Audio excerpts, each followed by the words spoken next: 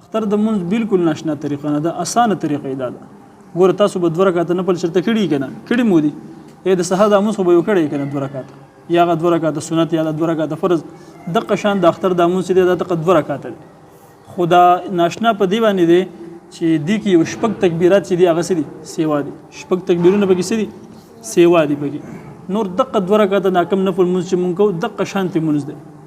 نو ګوره اسانه طریقه ده چې کله امام ودرېږي کنه امام او الله اکبر وکي ټیک شو. ګوره دا خبر یاد ساته چې د لپاره نه بانګ ولشته نه د امام په شاته اقامت کول شته، دا به کې نشته. ډایرکټ په امام ودرېږي الله اکبر امام وکړو، تاسو به رسولم سوا کوي، تاسو به سره هم الله اکبر وکي په نامه بلاس کې د نامه لاندې ټیک شو. سبحانك اللهم وبحمدك وتبارك اسمك وتعالى جدك ولا اله غيرك ولا اله غيرك پوری به منځوي ټیک شو.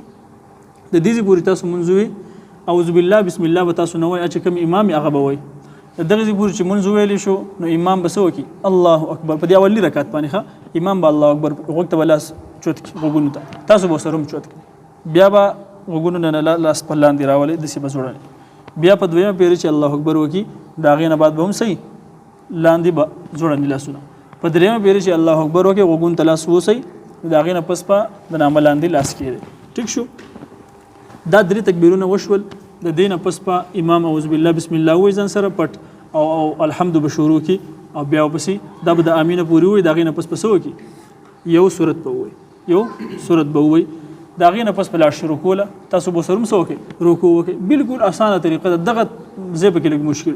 اوس دا رکعت مکمل شول سجدي وکړل را پاسیدلو نو امام به سو کی الحمدلله رب العالمین بداو امینه پوری به وای بیا پس سو سورت پسې وای سو پسې وای سورت به پسې وای نو سورت چې کله وای دا غینه پس په تاسو ډایرک رکوع نه ځي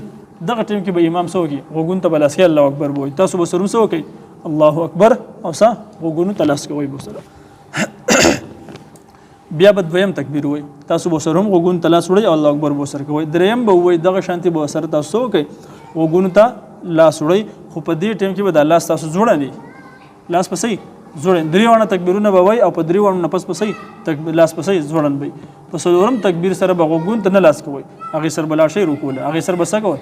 لاړ به شي رکوع دا بالکل اسانه طریقه پوه شولې په دې باندې.